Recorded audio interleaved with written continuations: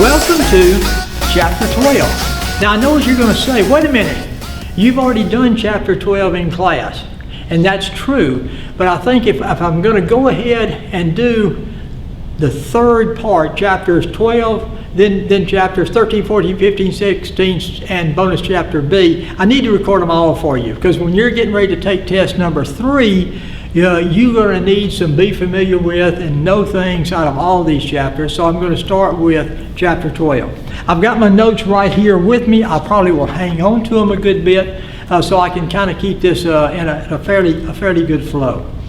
Okay, Chapter 12, which you've already heard, but let's do it again. What we talked about in Chapter 12 is that managers and employees in companies usually get along pretty well. We don't have a whole lot of griping. There's not a whole lot that goes on out in the media where we see that companies are having all kind of problems. They usually do pretty well. But managers and owners, and we'll concentrate mostly on managers, the number one thing that they have to do for their company is make a profit. No profit, bottom up. Sometimes in making profits or decisions concerning profits, they have to make hard decisions. So those hard decisions sometimes can affect employees. Employees, on the other hand, employees want to be treated fairly. Don't we all? Employees want to be treated with dignity. Again, we all should.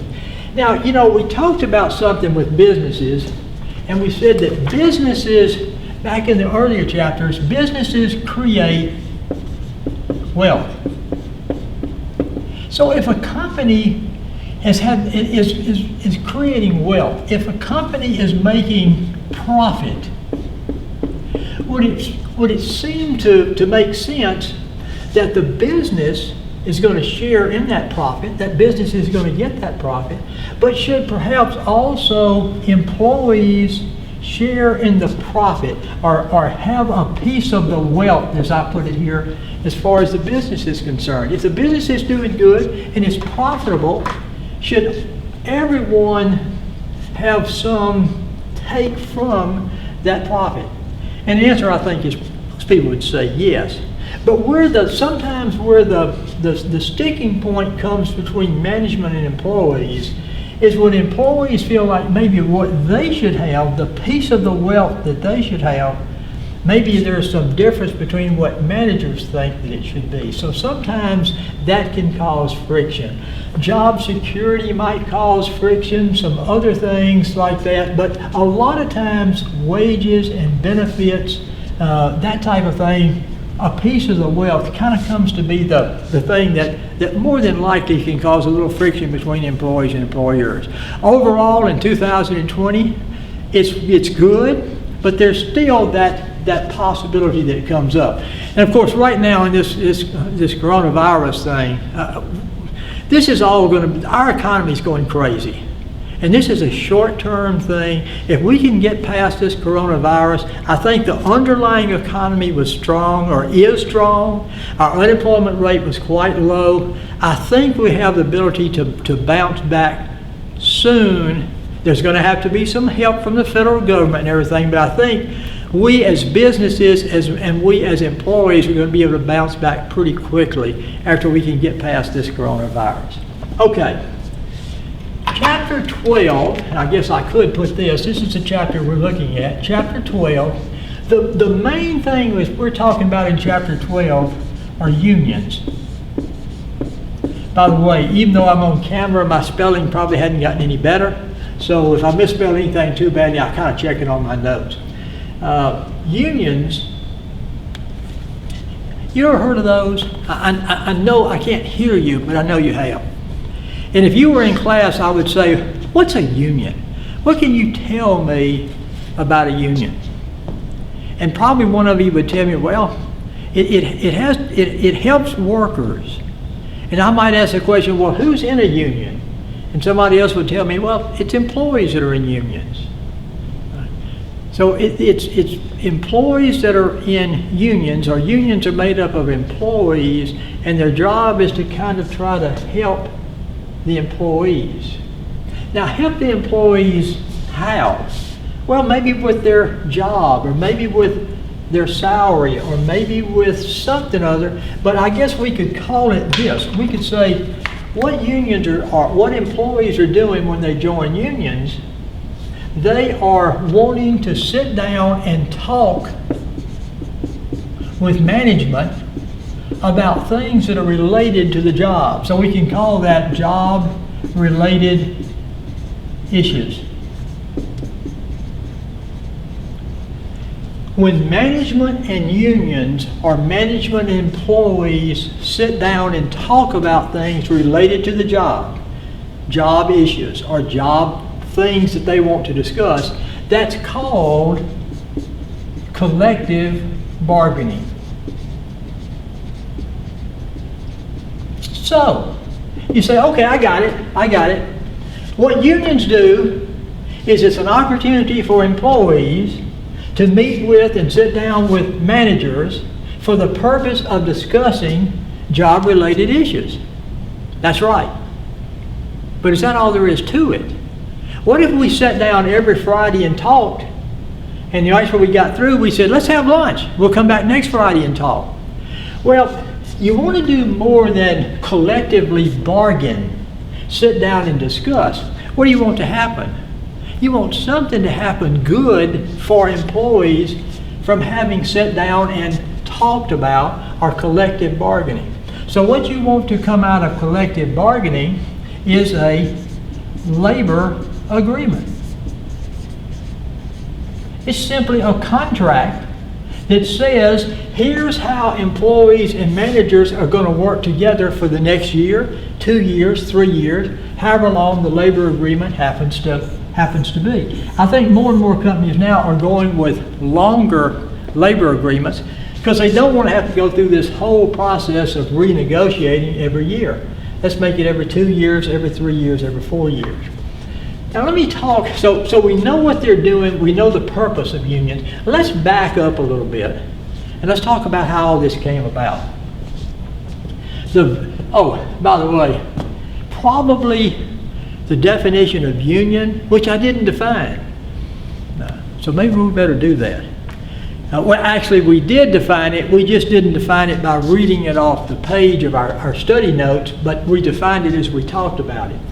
A union is an employee organization that has the main goal of representing members in collective bargaining over job-related issues. An employee organization has the main goal of representing members in employee management bargaining over job-related issues. I bet that's going to be a no. So you might think there's a no right there. All right. But let's go back now and look at the history of unions. We got to 2020, but how did we get here? Well, let's go back and look. Right after the Civil War was the first national union. That's probably good to be familiar with, by the way. The first national union was the Knights of Labor, about 700,000 members. 1868, 1869, isn't that incredible that we had a national union labor organization back that far? Now it reached its peak in about 1890. In 1890 in Chicago, they had a big labor rally, the Knights of Labor did. At that labor rally, there was an explosion. About a dozen police officers were killed, and the public blamed the Knights of Labor for this happening. So the Knights of Labor just kind of faded away. They lost the faith of the public. People didn't want to be any part of it, and they just kind of faded away. Around 1900, another labor union, a little before that, the American Federation of Labor was founded. There was a guy, Samuel Gompers, that founded that union, and it was made up of craft unions, or craft employees. Craft employees are skilled employees. So in the American Federation of Labor were skilled employees, electricians, plumbers, people that had certain skills. And that labor union grew to be the largest labor union of its time. the American Federation of Labor. Now, within the American Federation of Labor, there was a fellow named John Lewis. These names are not important as we go through here, but John Lewis started organizing unskilled or semi-skilled workers as a part of the AFL. Gumpers, the person who was in charge of the AFL, he didn't want unskilled or semi-skilled laborers in his union. So in 1935, John Lewis, he broke off from the AFL, Gumpers, probably misspelled. He broke off from the AFL and formed his own union, the CIO, the Congress of Industrial Organizations. It was made up primarily of unskilled and semi-skilled employees. For about 20 years after that, they fought each other. More than fighting for the rights of employees, they fought more for superiority as the number one union. In about 1955, those two unions said, hey look, time out. Let's get together and let's start working for the employees and not fighting with each other. So in 1955, they came together and formed the AFL-CIO, the American Federation of Labor, Congress of Industrial Organizations. Is that union still around? Still the largest in the world. So that's kind of a little bit of background. Now you have other unions. You have the United Auto Workers Union. You have the Teamsters unions. There's a lot of large unions around. AFL-CIO probably still the largest union. If you look at your study notes, something else we talked about is, why do we have unions? Well, my opinion is, back in the early 1900s, managers and owners didn't treat their employees the way they should have. They didn't get the benefits they should have had. If they were injured, they didn't take care of those employees. Employees are your greatest asset. And when you don't take care of your greatest asset, that's not good business. So I think if employees felt like they weren't being treated fairly by management, they had to do something to protect themselves. So they started gathering together. Now, I'm not saying that if managers had done a really good job, that unions would never have happened. They may have anyway, but they certainly would not have been the powerful things that they became over time and really shaped the way business was done in America. So I think that's the reason unions were really started. Where did they get their power? Well, two places. Right now, as we're talking, one place they get their power is in numbers. Folks simply joining together. If you go see somebody about something, that's going to impress them. If 25 people go see somebody about something, it's going to be more meaningful to them because there's more people that are interested in that particular thing. So when employees joined together in numbers, they had more clout, if I can use that word, than if they were trying to do things separately. Now I keep jumping ahead and behind as I go through here. We kind of went, I started off and we kind of explained about what unions are today, what unions do even today. We did a little bit of a history lesson. Now, let me do this. The power of unions. Let's make this 1960, 1970, 80, 90, 2000, 2020 over here. All right. Here's the way I would plot unions. There were unions before 1960, but let me start it right about here. Here's how I would plot unions and their membership. Union membership probably hit its peak in the 1970s, 80s, and 90s. After that, union membership has started down, maybe even a little more than what I put here. There's not as many members in unions now as there used to be. Why?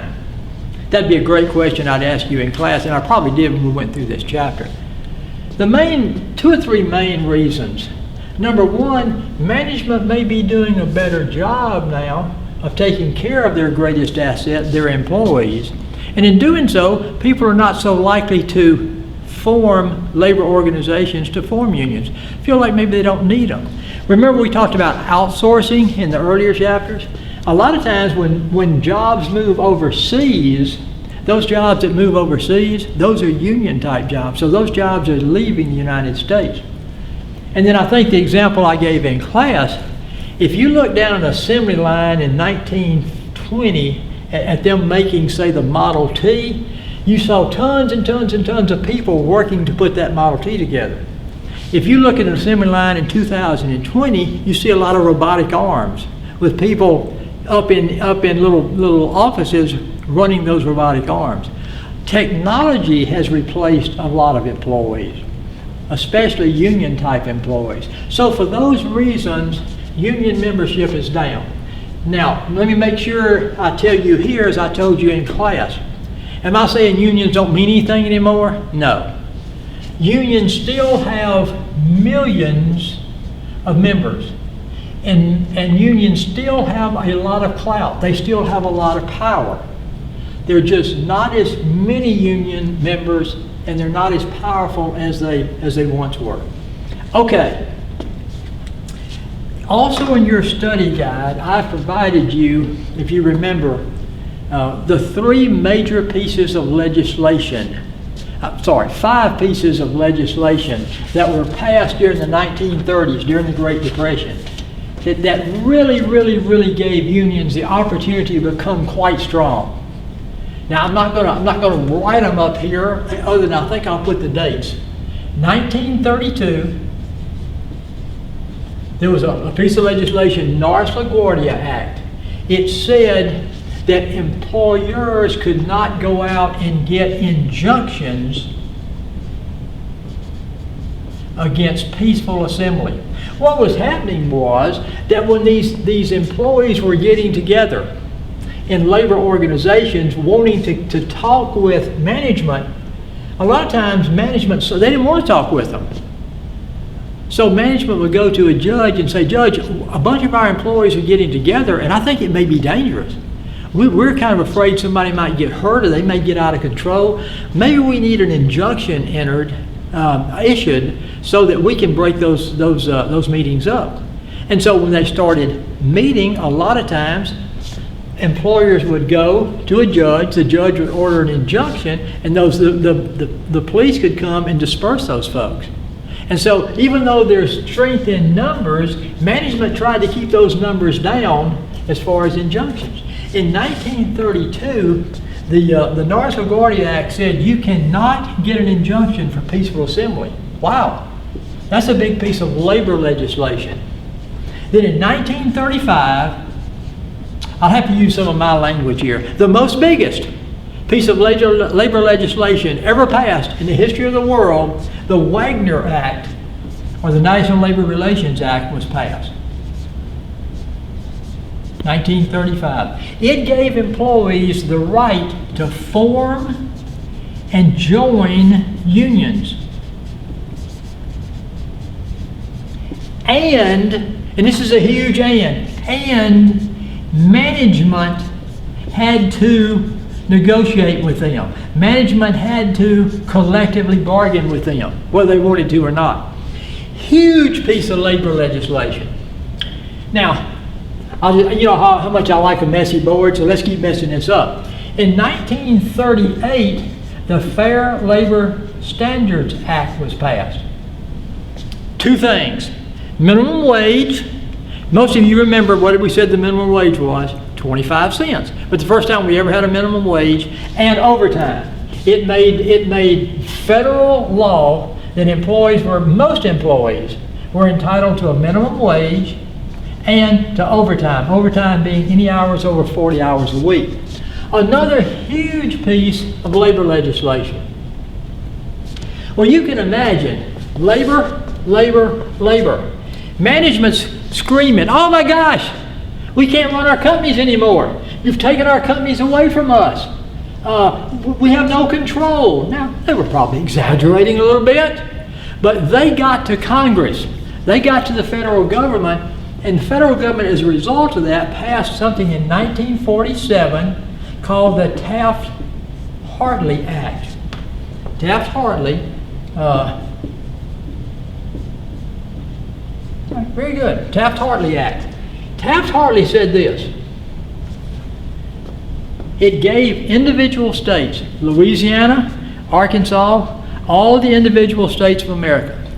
He gave individual states the right to pass legislation that said this.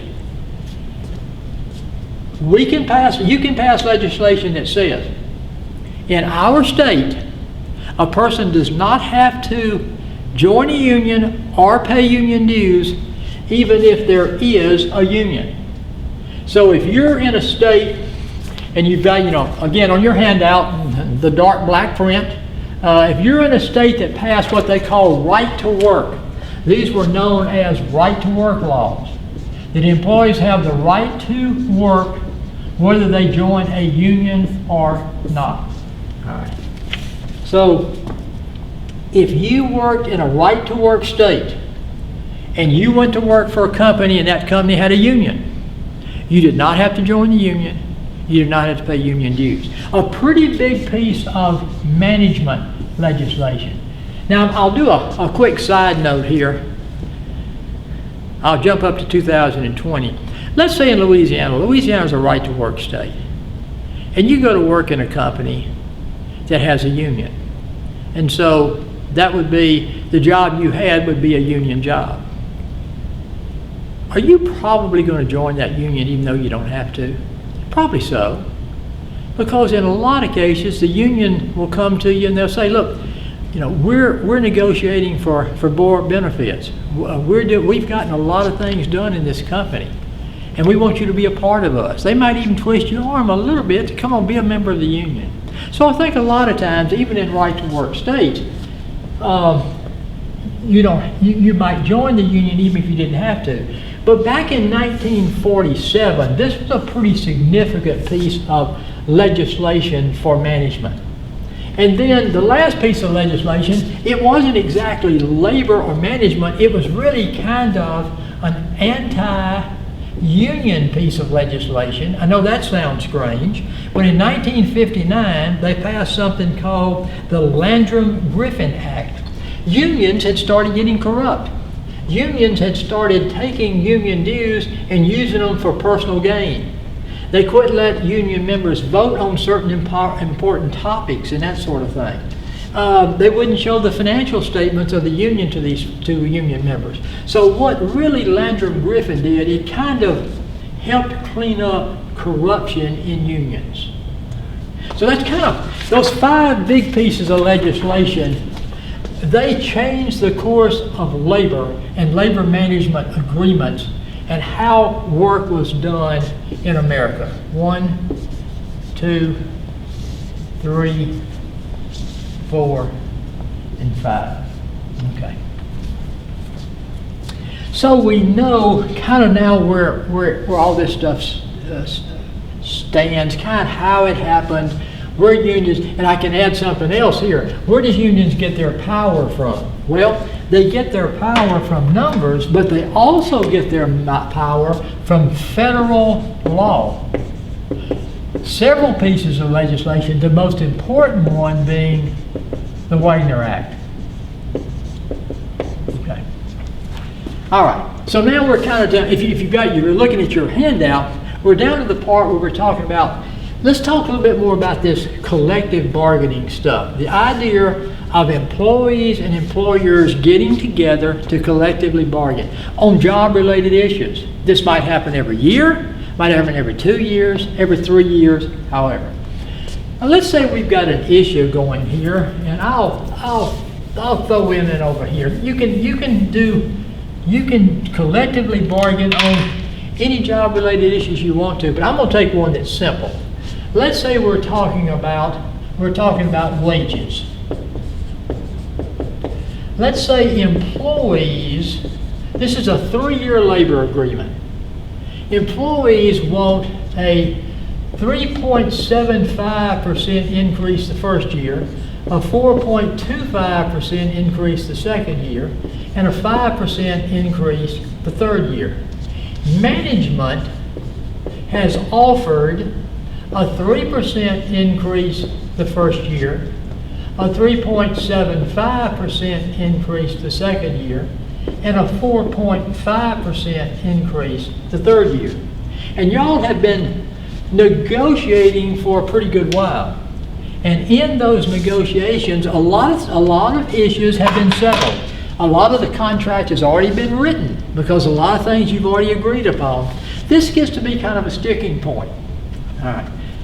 One thing you can do, or they can do, if both management and employees agree, they can bring in a mediator. This is where I would ask you, what is a mediator? A mediator is somebody that comes in and tries to bring the two sides together over a particular issue or issues. The mediator would talk with management. The mediator would talk with employees. He would try to persuade them. Now, he doesn't talk to them at the same time. He works with both groups. And he tries to bring them closer together, So the idea of they'll get together and they'll come up with a solution they can both live with. Mediators are well paid, and mediators are real good at bringing folks together. So if you have a sticking point like this, you might bring in a mediator. The other thing you could bring in an arbitrator. Difference in an arbitrator and a mediator. A mediator tries to bring the two sides together. They're really good at getting people to come together to an agreement. An arbitrator is much more like a judge. The arbitrator would hear management's case for what they want to offer to employees. The arbitrator, he or she, would listen to the employee's case on why they felt like they deserved this. He would get all the information, written information, testimony if you want to call it that, and he would say, okay, in 60 days, I will render my decision. So here's what he would do. At the end of 60 days, he would say, year number 1, 3.5%. Year number 2, 4%. Year number 3, 4.6%. Signed, Jolene, Friendly Neighborhood Arbitrator. Is that binding? Yes. If both sides agree to bring in an arbitrator or a mediator, then whatever that arbitrator comes in, the mediator just tries to bring the two sides together. But an arbitrator, if what decision they make, that becomes binding and that becomes a part of the agreement. So arbitrators have a lot of power. Now, they don't come in unless both sides agree, but if they come in, they in essence rule on something. I thought I might take a pause here to make sure we're together. I think I mentioned to you, I'd be familiar with Knights of Labor. I'd be familiar with the American Federation of Labor. I'd be familiar with what a craft union is, which is a union of skilled workers.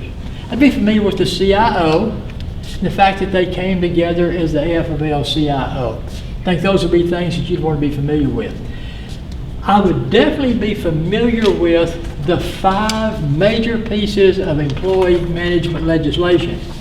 If you look at your study guide, I gave that to you, and I gave you each of the laws, and then I underlined a little bit of what the law was about.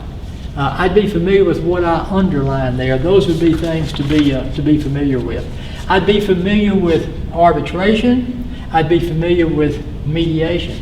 I'd also be familiar with what collective bargaining is. This is where the two sides come together to discuss job-related issues. And I'd be familiar with the fact that out of collective bargaining, what they're trying to come up with is a labor agreement. So those are kind of things that I think I would be familiar with so far as we've gone through chapter 12. Okay, you don't have to use an arbitrator or a mediator. So let's take this out, and let's go back to this company, and they've been collective bargaining. Let's say that the new labor contract, or this labor contract expires June 30th, 2020. So they're 3 or 4 months away from when this contract expires, and they're trying to negotiate a new labor agreement that will last from June 30th, 2020 to June 30th, 2023. They're trying to negotiate a 3-year labor agreement, and they've got a lot of it done. But let's say this salary thing is a little bit of a sticking point, and we'll use these same numbers that we use here. Okay, there are certain things that management can do to try to get employees to come their way. There are certain things employees can do to kind of put pressure on management to get them to move more towards what they want. And so if you're looking at your study guide, I listed it as some tactics that are used by both labor and management to bring the other side together and kind of pressure them. These, by the way, would be something else. These tactics is something else you'd probably like to be familiar with. So let's talk about employees first. What are some things employees or unions can do? Number one, pickets. You've probably seen somewhere or other people walking a picket line. And more than likely, they may be picketing for higher wages, better benefits, retirement plans, something. But they're picketing for something that's really important to them. Now, again, so what good does picketing do? Do you think that picketing in front of a company is automatically going to make that company do what the employee wants them to do? Well, the answer, of course, is no. But again, as we talked about in class, who's going to show up when you start picketing in front of a business? The media.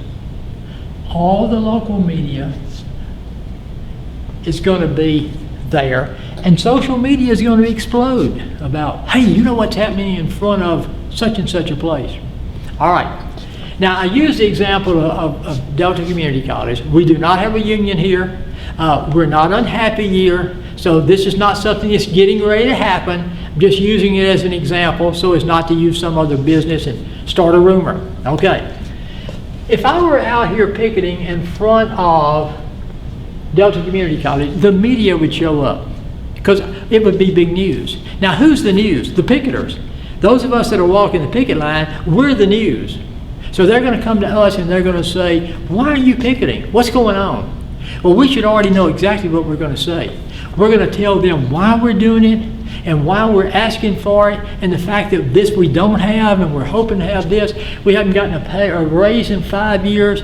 Our salary is lower than the average in the state, and whatever we wanted to say. But we'd already have figured out exactly what we wanted to say to the media. Now, would the media talk to the administration here at Delta? Well, the answer is sure. But who gets to talk first? We do. Who's the news? We are. Who's going to get the most coverage? We are. So picketing can be really, really quite effective. Okay, something else that you could do as an employee, now we're trying to bring pressure on management, is ask for a boycott. Now let me keep my Delta Community College example going. Just pretending, we keep it going. We could ask the students, please don't come to class until this is settled. You want your professors to be treated fairly, so help us out. Just don't boycott your classes. If this were a grocery store, boycott that grocery store. If people started actually boycotting, would that put some more pressure on management? Their answer is yes. The third thing that we could do as employees, we could strike. You know what that is? I'll just walk out of the camera. I've walked off the job. I've walked off the filming session here. Okay. Striking is when employees walk off the job. Does that happen very often? No. Why not? Because that gets bad. Businesses are hurting. Employees aren't paid when they walk off the job. So it's a big thing to do, to strike. But if you feel strongly enough about an issue that's before you for collective bargaining that you're trying to bring about an agreement with, you might be willing to strike. Now sometimes, here's what companies will do. They won't, companies as in, the employees of a company. the head of the union will call for a strike vote, which is a really neat maneuver. What he's saying is, or she is saying, is this: we're going to poll our members. We're going to ask our membership, if we call a strike, are you willing to walk off the job? Now, you never call for a strike vote unless you're pretty sure your employees will walk off the job. So we call for a strike vote. Our employees are going to be meeting on Monday, are going to be voting on Monday and Tuesday. And Tuesday afternoon at 4:30, we're going to announce the results of our vote on whether we would strike or not. Do you notice the timing, 4:30? That's right before the 5 and 6 o'clock news. That way, the reporters and everything that's going to be there can get the story for the news, because it's a big media event. All right? The head of the union walks out and says, we have just tallied the vote for our employees, and 97.6% of our employees have said they will strike if they have to. Now, have they already walked out? No. But what they're saying is, we're willing to. Does that put a little pressure on management? They hadn't done it yet, but they're saying they might do it. Well, yeah, that can put a little more pressure. It's like, those people are serious. I will say this, because I want to mention one thing that's really important.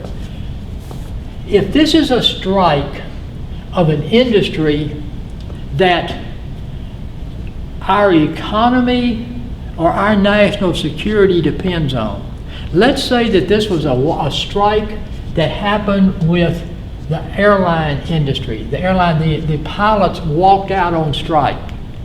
Well, could that could that hurt our economy? Yes.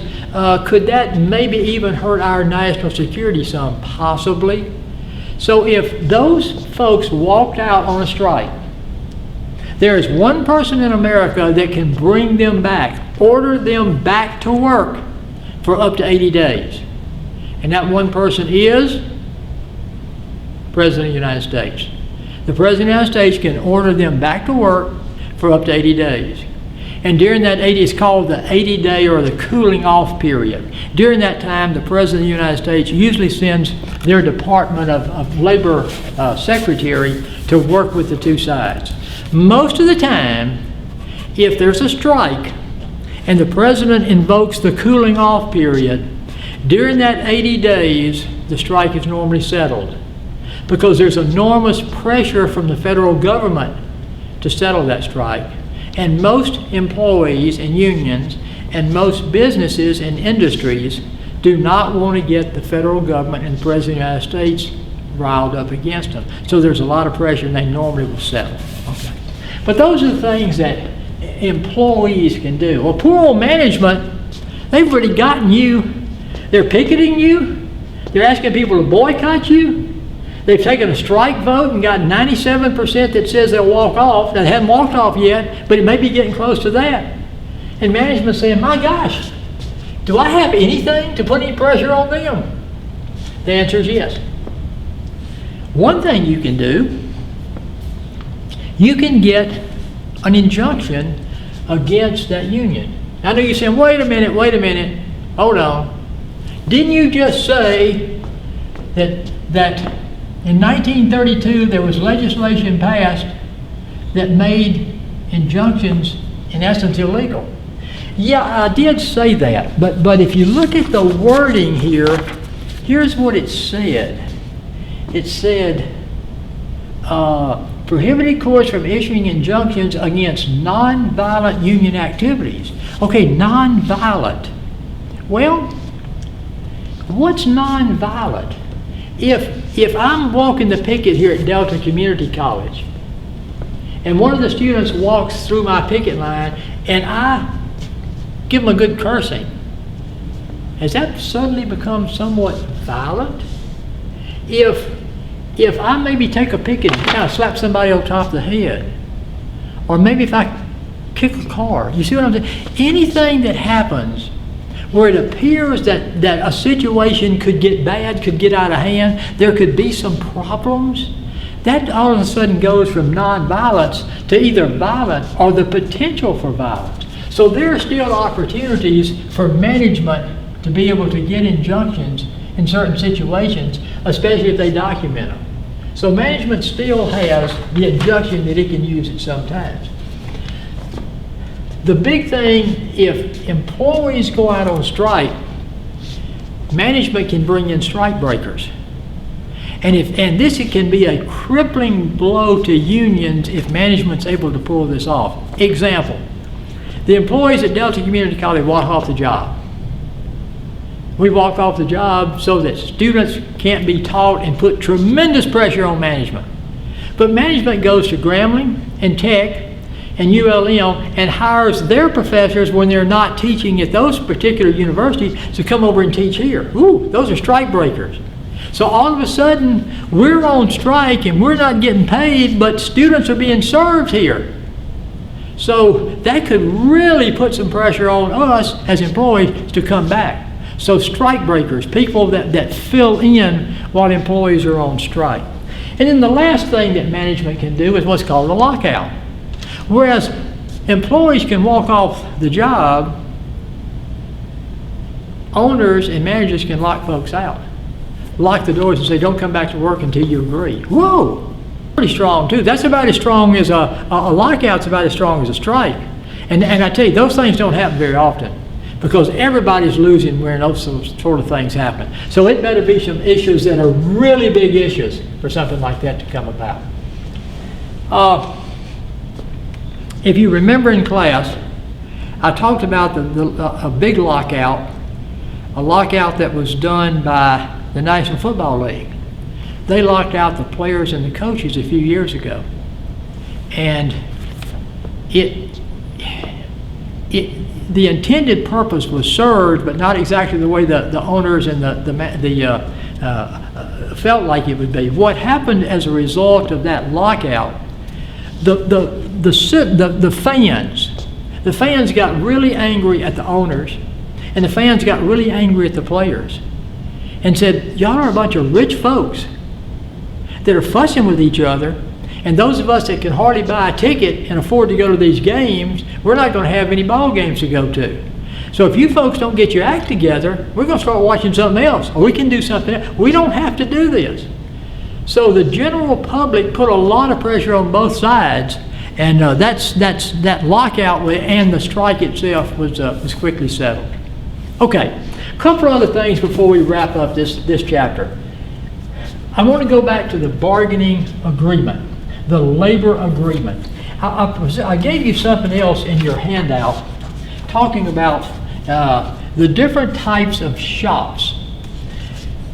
When a labor agreement is put together, a part of what you have to do is what is in essence the power of the union? What is the relationship with the union as it relates to the employees and to management? All right. The shop, and the term they use is, what kind of a union shop do you have? Now I'm just going to look at my handout just like you could look at your handout.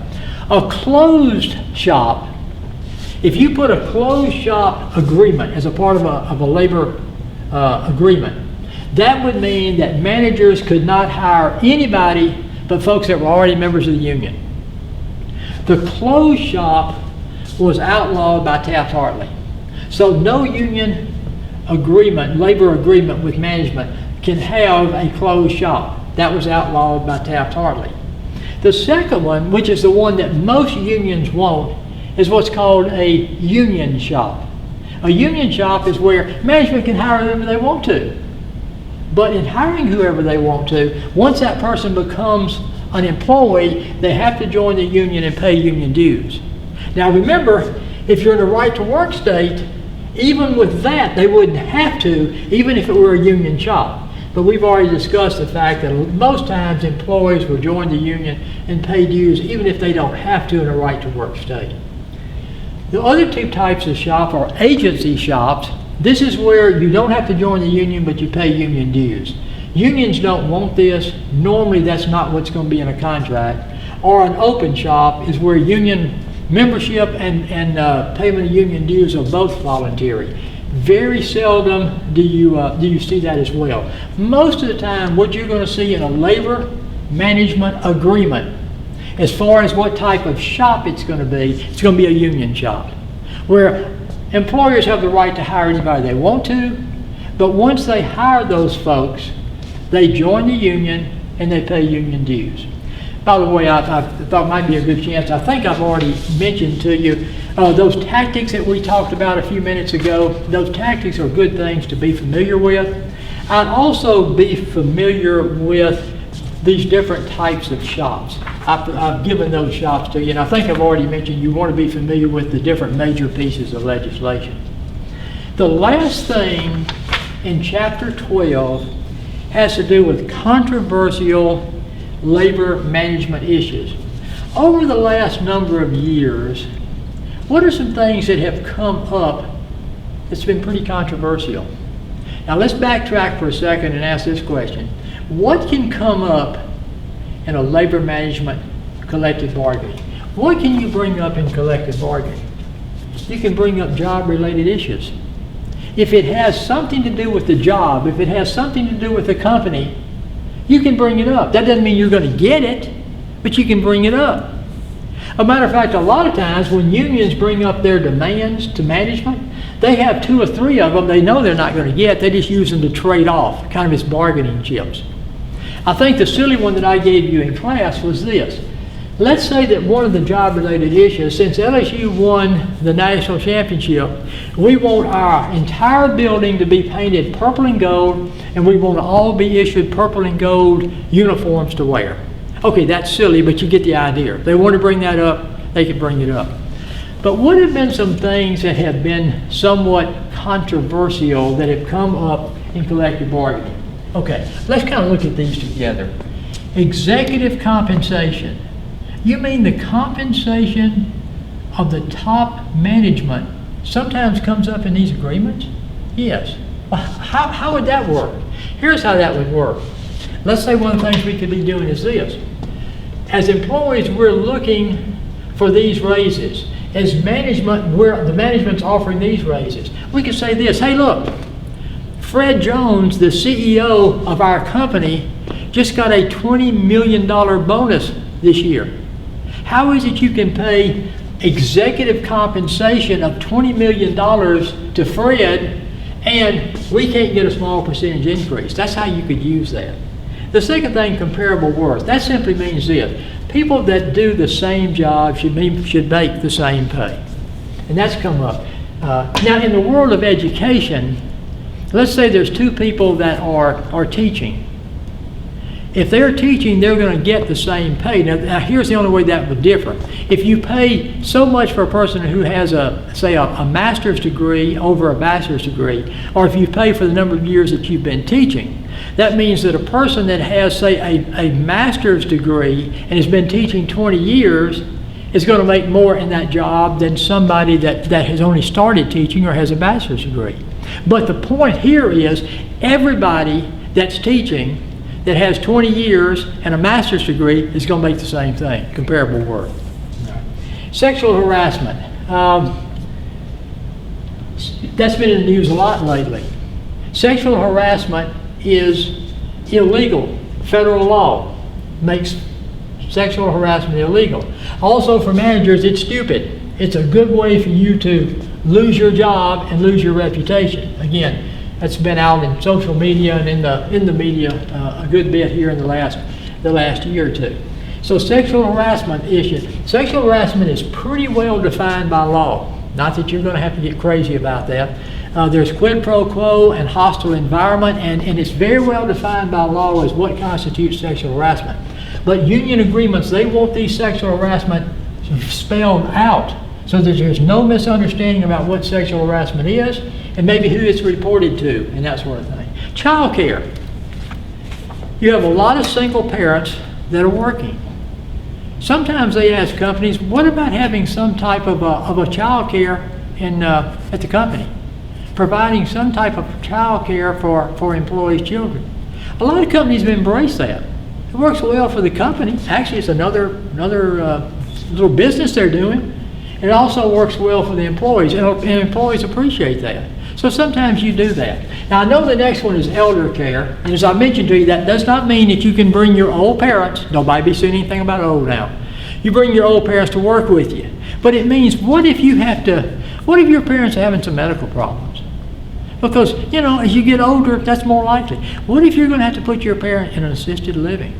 What if you're going to have to put your parents in a nursing home? That takes time and effort. Maybe some additional days off for those special type of needs. That would be something like that. Age, drugs, violence in the workplace. We never thought some of the things that are happening today are happening. As a result of that, maybe some things in the labor agreement as it relates to employee security and safety and measures that can be taken. Drug testing, that type of thing. Or can be issues. How to handle AIDS, other contagious diseases. I'm not sure how the coronavirus may enter into labor agreements in the future. It would not surprise me at all if we have some things as a result of that. The last thing he mentioned, or I mentioned on my handout, was ESOPs, which is employee stock option plans. This gives employees the opportunity to own stock in the company and actually be a part of companies. So all those issues could come up. By the way, one I did not put in the handout, and I'll kind of close with this. And I'd be familiar with some of these different issues that have come up. One that's probably going to be coming up now is bullying. Bullying today is what sexual harassment was about 15 years ago. There is bullying in the workplace. It hasn't been totally defined exactly what bullying is, but they're going to be working with labor agreements, and there's going to be working as far as the courts and everything to define what bullying is and to do things with the agreements and everything else to prevent bullying in the workplace. I think that pretty much covers. Now, this is one little chapter by itself. It's a chapter on employee-employer relationships, and of course the main topic on this chapter was unions, which of course was a no thing. I think we pretty much have covered it. We've covered it pretty well. So that takes care. I'm doing this so that my boss, Brian Pierce, can kind of know when I finish one and I start another one, so that we can put these on out on canvas for you, so you can be up to speed on all these different ones. So this was take 1, and we are through with chapter 12. Chapter 13 to follow pretty soon.